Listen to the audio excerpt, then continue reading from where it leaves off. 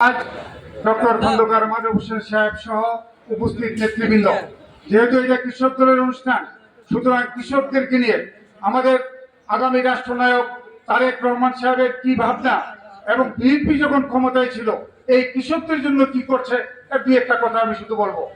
কৃষক বাঁচাও দেশ বাঁচাও 1991 সালের পর থেকে 5,000 টাকা কৃষি ঋণ প্রথম মৌকুব করেছিল বেগম খালেদা জিয়া। কৃষি পণ্য সরবরাহ করার জন্য সুলভ মূল্যে কৃষকদেরকে সর্বোচ্চ অগ্রাধিকার দিয়েছিল বেগম খালেদা জিয়ার সরকার। শহীদ রাষ্ট্রপতি জিয়াউর রহমান এই যে এখান থেকে একটু দূরে সেই নূরপুর থেকে সুন্দরপুর হয়ে এই যে বড় একটা খাল, এই খাল তিনি নির্মাণ করেছিলেন শুধু কৃষকদের সুবিধার জন্য। আমাদের আগামী দিনের রাষ্ট্রনায়ক জনাব তারেক রহমান সাহেব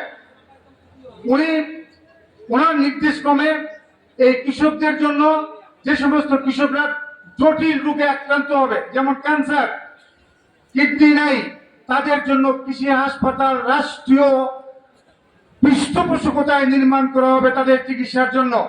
কৃষকদের সন্তানেরা চাকরি পাচ্ছে না, তারা যাতে ভবিষ্যতে ক্ষুদ্র ঋণ, মাঝারি ঋণের মাধ্যমে তাদেরকে চাকরি এবং উদ্যোক্তা হিসেবে আগামী দিনে রাষ্ট্রনায়ক তারেক রহমান সাহেব এই ঘোষণায় 31 দফায় দিয়েছেন। শস্য বীমা, আমাদের কৃষকেরা অনেক সময় বন্যায়, অতিবৃষ্টি, অনাবৃষ্টিতে কীটনাশক ওষুধের অভাবে তাদের কৃষি পণ্য নষ্ট হয়ে যায়, তারা আর ঘুরে দাঁড়াইতে পারে না।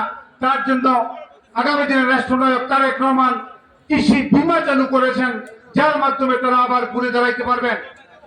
কৃষি পণ্য সংরক্ষণের জন্য আমাদের নেতা আগামী দিনের রাষ্ট্রনায়ক তারেক রহমান সাহেব কোল্ড স্টোরেজ করবেন, প্রতিটা এলাকায় কোল্ড স্টোরেজ করবেন। 10 টাকা কেজি টমেটোর যখন দাম হয়, এটা যদি সংরক্ষণ করা হয় তখন এটা 200 টাকা করে পরে বিক্রি করে, এগুলা উনি করবেন। সর্বশেষ আমি শুধু একটি কথা বলবো, এই যে সামনে আপনারা দেয়ালে আমাদের স্কুলের ছেলেরা একটা ছবি এঁকেছে, পানি লাগবে পানি, শহীদ আবু সাইদ তার শাহাদাত বরণের জন্য এই ছবিটা দিয়েছে। সুতরাং আমাদের শ্রেষ্ঠ নবী হুজুর পুণ্য সাল্লাল্লাহু মৌতের যুদ্ধে ওনার দ্বিতীয় সিপাহী সালার আবু জাফর বিন তালেবকে যখন পাঠালেন, আমি তুলনা করছি না, তাদেরকে হাত যখন কেটে ফেলা হলো, এরপরে সে ইসলামের পতাকা ধরে রেখেছিলেন আরেকটি হাতে, ওই হাতটাও যখন কেটে ফেলা হলো তখন মুখ দিয়ে ইসলামের পতাকা উনি উড্ডীন করে রেখেছিলেন। এই আবু সাইদ মুক্তিদের কারণে আজকে নতুন বাংলাদেশ সৃষ্টি হয়েছে। আমি তাদের প্রতি শ্রদ্ধা জানিয়ে আমার বক্তব্য শেষ করছি। আল্লাহ হাফেজ, সালাম আলাইকুম রহমতুল্লাহ।